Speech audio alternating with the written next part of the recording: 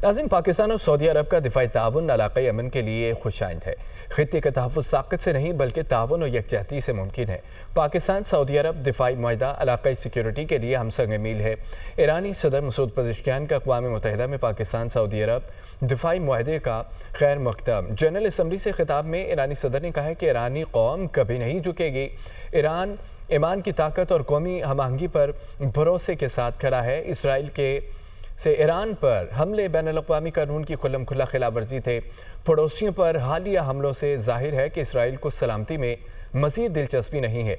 Israel के गज़ा पर जुल्म को बेनकाब करने के लिए आलमी रद्द-ए-अमल की ज़रूरत है। ईरानी सदर ने मज़ीद ये भी कहा है कि ईरान ने कभी जौहरी बम बनाने की कोशिश नहीं की और ना ही करेगा। अमरीकी पाबंदियाँ ईरान के दाखिली मसाइल को हल नहीं कर सकती। ईरानी सदर ने मगरिब के दोहरे म्यार की पॉलिसी को शदीद तनकीद का निशाना बनाया।